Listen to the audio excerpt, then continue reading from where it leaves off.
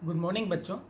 आज हम आपके लिए क्लास 8 का दूसरा chapter microorganism friends and foe. सबसे पहले हम माइक्रो ऑर्गेनिज्म के बारे में जानना चाहेंगे। माइक्रो ऑर्गेनिज्म होते क्या हैं?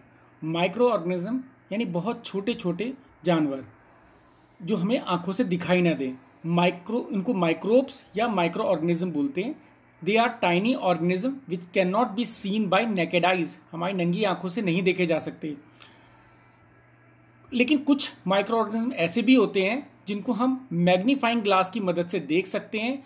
ऐसे माइक्रो ऑर्गेनिज्म में हमारे पास फंगस आ जाते हैं जो हमारे आसपास नजर आते हैं। ये ब्रेड के ऊपर भी उगते हैं। इनको हम आगे देखेंगे, इनकी फोटोज भी देखेंगे। कुछ माइक्रो ऑर्गेनिज्म हैं बहुत ही छोटे होते हैं, उनको माइक्रोस्कोप की मदद से देखा जाता है। ऐसे माइक्रो ऑर्गेनिज्म में आते हैं बैक्टीरिया और प्रोटोजोआ। माइक्रो ऑर्गेनिज्म को एंटोनी वैन लीवेनहॉक ने डिस्कवर करा था। माइक्रो ऑर्गेनिज्म से हमारे शरीर में बहुत सारी बीमारियां फैलाई जाती हैं, जैसे कि एक तो वायरस है। आजकल तुम्हें पता होगा कोरोना वायरस, सभी लोग जानते हैं कितनी बुरी तरह बीमारी फैलाता है ये, ठीक है ना। तो ऐसे ही कुछ वायरस हैं जो बीमारी फैलाते हैं, जिनमें सर्दी जुकाम, इन्फ्लुएंजा, फ्लू जिनको कहते हैं, और बहुत जो खतरनाक बीमारी होती है, ऐसे कोरोना बीमारी है, पोलियो है, चिकन पॉक्स है, मीजल्स है। ये खतरनाक बीमारी हैं जो वायरस के द्वारा फैलाई जाती हैं। इसके बाद बैक्टीरिया जो होते हैं वो भी बीमारी फैलाते हैं। उनके द्वारा फैलाई गई बीमारी है टाइफाइड और ट्यूबरक्लोसिस। ऐसे ही प्रोटोजोआ भी माइक्रो ऑर्गेनिज्म में आते हैं। आगे हम पढ़ेंगे क्या होते हैं, देखेंगे। इनके द्वारा डिसेंट्री और मलेरिया, दो बीमारी इनके द्वारा फैलाई जाती है।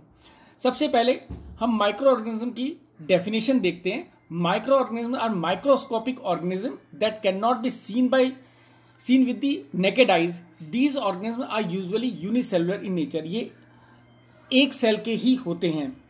माइक्रो ऑर्गेनिज्म को 4 भागों में बांटा जाता है। पहला भाग आता है प्रोटोजोआ, दूसरा भाग आता है बैक्टीरिया, तीसरा भाग आता है फंगस और चौथा भाग आता है एल्गी। सबसे पहले हम बैक्टीरिया देखते हैं। देखो ये बैक्टीरिया है, देखो किस तरह माइक्रोस्कोप के अंदर हमें बैक्टीरिया किस तरह नजर आते हैं। तो बैक्टीरिया जो होता है ये यूनिसेलुलर ऑर्गेनिज्म है, प्रोकैरियोट्स है, यानी इनका न्यूक्लियस पुराने वाला न्यूक्लियस है, नए वाला न्यूक्लियस नहीं है, यूकैरियोटिक नहीं है। कुछ बैक्टीरिया जो होते हैं वो हमारे शरीर के लिए यूजफुल होते हैं और कुछ बैक्टीरिया हमारे शरीर के लिए हार्मफुल भी होते हैं। बैक्टीरिया 4 कैटेगरी में डिवाइड होते हैं: bacillus, vibrio, cholerae, स्पाइरला।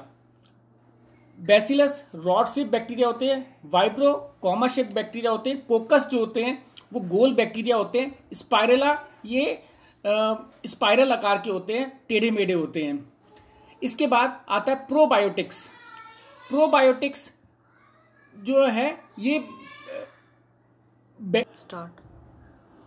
Probiotics bacteria और ईस्ट हैं जो हमारे लिए सेहत के लिए अच्छे हैं और ये हमारे डाइजेस्टिव सिस्टम में हमारी मदद करते हैं। अब सेकंड हमारा आता है फंगस। फंगस जो होते हैं वो नॉन ग्रीन प्लांट्स हैं। ये अपना खाना खुद नहीं बना पाते। ये जो हैं या तो किसी पेड़ पौधे के या फिर इंसानों के अंदर पैरासाइट की तरह रहते हैं, जैसे पक्सीनिया जो कि गेहूं के पेड़ में रस्ट क्रिएट करता है, दाने दाने बना देता है पत्ते में उसके, या फिर ऑर्गेनिक मैटर के ऊपर ये उग जाते हैं, जैसे कि ब्रेड के ऊपर उगने वाला राइजोपस। अगला है हमारा माइक्रोऑर्गेनिज्म फंगस। फंगस जो होते हैं ये सेप्रोफिटिक और पैरासिटिक नेचर के ऑर्गेनिज्म होते हैं हमारे पास। ये हमारे जो है मल्टी सेलुलर है, इनके एक से ज्यादा सेल के होते हैं। माइक्रोस्कोप के अंदर नंगी आंखों से भी हम देख सकते हैं, माइक्रोस्कोपिक नहीं है ये। जबकि कुछ इसमें जैसे ईस्ट है वो माइक्रोस्कोपिक है, बाकी सारे इसमें नॉन माइक्रोस्कोपिक ऑर्गेनिज्म है। फंगस जैसे मशरूम हो गया, मोल्ड्स हो गए, ये यूकैरियोट है, इनके पास ट्रू न्यूक्लियस है, बाकी सारे के सारे उनके पास यूकैरियोटिक है।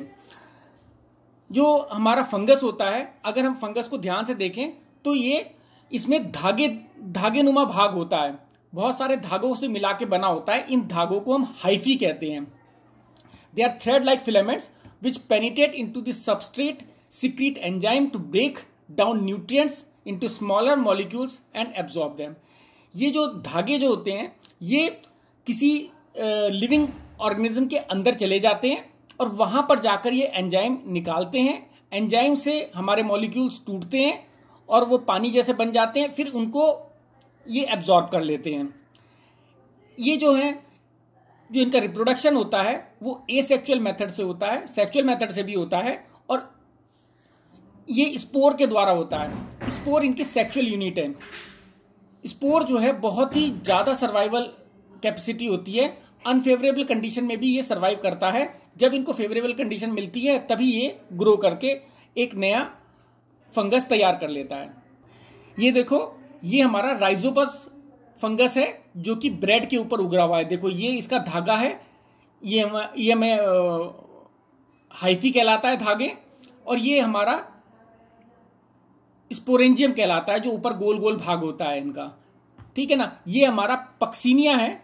पक्सिनिया जो है, ये जो गेहूं का पेड़ देख रहे हो, इसके ऊपर देखो ऐसे रस्ट, मतलब कहते हैं जंग की तरह दाने आ जाते हैं इसके ऊपर, तो ये पक्सिनिया फंगस है। ऐसे ही एस्परजिलस होता है फंगस, पेनिसिलियम फंगस होता है, ब्रेड मोल्ड्स ये ऊपर वाला है, ये भी फंगस है हमारा। जो यीस्ट होता है उसका काम होता है सड़ा देना, तो यीस्ट फंगस है हमारा, वो सड़ाने का काम करता है, और सड़ाने को हम कहते हैं fermentation. Fermentation is metabolic process that convert sugar to acid, gas और एल्कोहल। फर्मेंटेशन वो तरीका है जो चीनी को, खाने में जो चीनी होती है उसको, शुगर होती है उसको एसिड में, गैस में और एल्कोहल में बदल देता है। फर्मेंटेशन जो होता है, इसी प्रोसेस के द्वारा हम दही बनाते हैं और एल्कोहल भी बनाते हैं, शराब भी बनाते हैं। इसके बाद हमारे पास नेक्स्ट कैटेगरी आती है प्रोटोजोआ। प्रोटोजोआ भी एक सेल के माइक्रोस्कोपिक ऑर्गेनिज्म होते हैं। इनके या तो एक लंबा बाल होगा या इसके बहुत सारे बाल होते हैं। स्पोरोजोन्स भी स्पोरोजोन्स की फॉर्म में भी पाए जाते हैं। ये देखो अमीबा है, इसके ऊपर कोई बाल वगैरह नहीं है। इसके जो ये चलता है सीडोपोडिया से चलता है, नकली पैर से चलता है ये। ऐसे पैरामीशियम है। पैरामीशियम देखो चप्पल की तरह होता है, इसके पूरे शरीर पे छोटे छोटे बाल होते हैं जिनको हम सीलिया कहते हैं। ऐसे ये इग्लिना होता है, उसके ऊपर फ्लैजिला पाया जाता है। ये जो प्रोटोजोआ होते हैं ये अपने आप में भी रह सकते हैं और पैरासाइट की तरह किसी के शरीर के अंदर भी रह सकते हैं ये। और जब अगर ये पैरासाइट की तरह रहते हैं तो ये पेड़ों में भी बीमारियां फैलाते हैं और ह्यूमन बींग्स में भी बीमारियां फैलाते हैं। जो हमारे इनके एग्जाम्पल हैं प्रोटोजोआ के, अमीबा, पैरामीशियम और यूग्लिना, ये हमारे एग्जाम्पल हैं इसके। देखो ये पैरामीशियम है, इसकी तस्वीर तुम्हें अपनी कॉपी में भी बनानी पड़ेगी। ये इंपॉर्टेंट डायग्राम है इसका, आता है। देखो इसमें एक तो कॉन्ट्रेक्टाइल वैक्यूल होता है, दो कॉन्ट्रेक्टाइल वैक्यूल होते हैं इसमें, एक ये और एक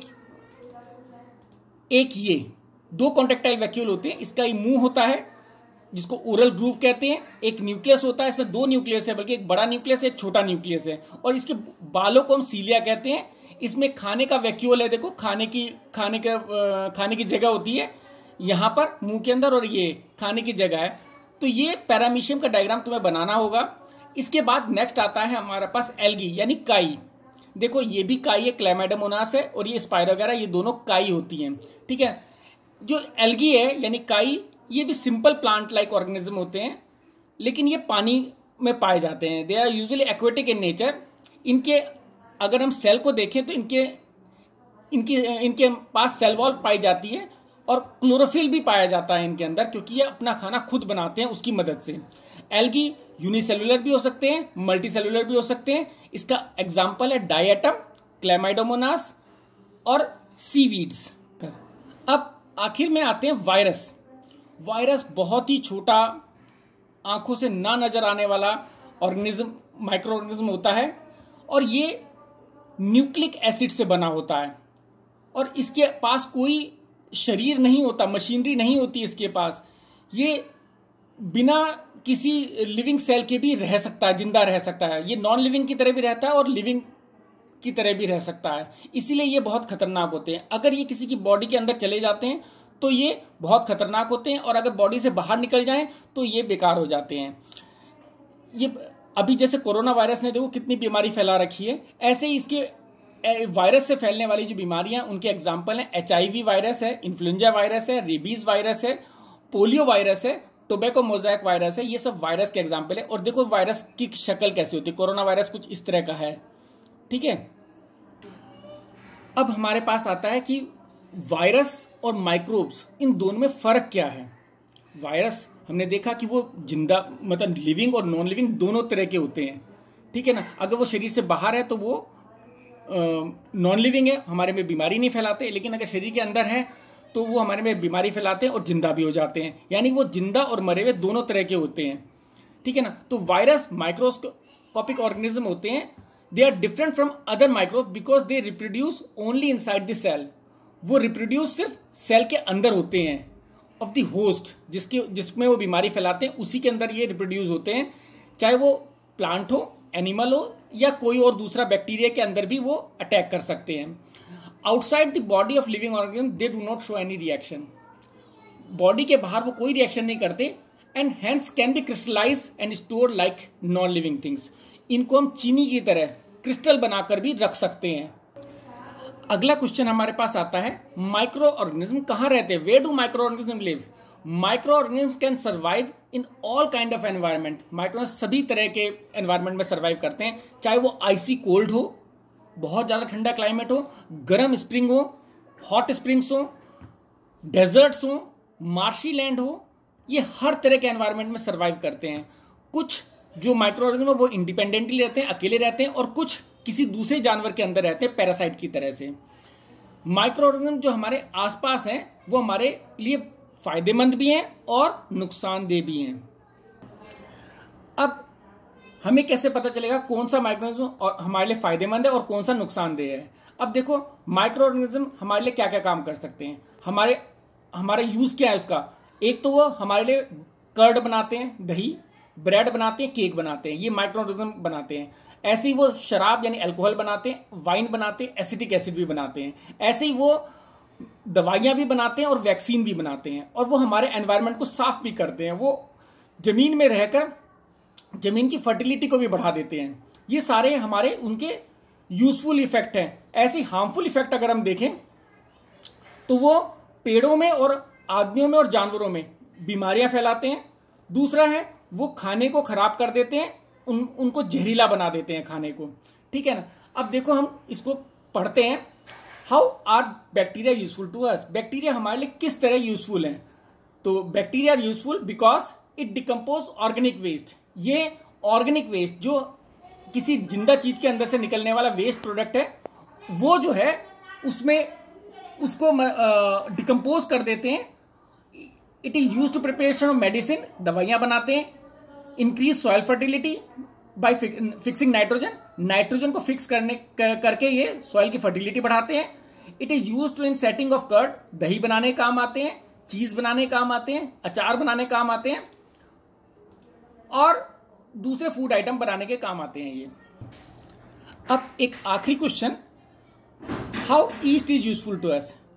ये ईस्ट एक छोटा सा फंगस होता है, ये हमारे लिए क्यों यूजफुल क्यों है हमारे लिए। तो ईस्ट जो है सबसे पहले बेकिंग इंडस्ट्री में यूज होता है। इससे हम ब्रेड बनाते हैं, पेस्ट्री बनाते हैं और केक बनाते हैं, क्योंकि ये फर्मेंटेशन में हेल्प करता है। और इस फर्मेंटेशन प्रोसेस को लुईस पास्चर ने इन्वेंट किया था। इसके बाद जो है ये ईस्ट है, ये बहुत तेजी से कार्बन डाइऑक्साइड बनाता है। जो भी खाना ये सड़ाएगा उसमें कार्बन डाइऑक्साइड बहुत तेजी से बनाता है, जो कि क्योंकि कार्बन डाइऑक्साइड ही रेस्पायर करता है। और कार्बन डाइऑक्साइड इतनी तेजी से बनने से क्या होता है कि ये आटे के अंदर हवा मतलब छेद बना देती है, जिससे उसका वॉल्यूम बढ़ जाता है। दूसरी बात है, अगर हम इसको कमर्शियल देखें तो कमर्शियल यूज इसका है कि ये शराब बनाने और वाइन बनाने के काम आता है, ठीक है। और इसको उगाने के लिए हम नेचुरल शुगर जो फ्रूट जूस के अंदर होती है, ग्रेन्स के अंदर होती है, राइस के अंदर होती है, व्हीट के अंदर होती है, बार्ली के अंदर होती है, उसमें हम इसको ग्रो करते हैं, जिसके कारण ये अल्कोहल बना देता है। ये चैप्टर थोड़ा बड़ा चैप्टर है, इसलिए इसका ये फर्स्ट पार्ट है। इसका नेक्स्ट पार्ट मैं कल भेजूंगा तुम्हें, ठीक है। और इसको अच्छी तरह कर लेना।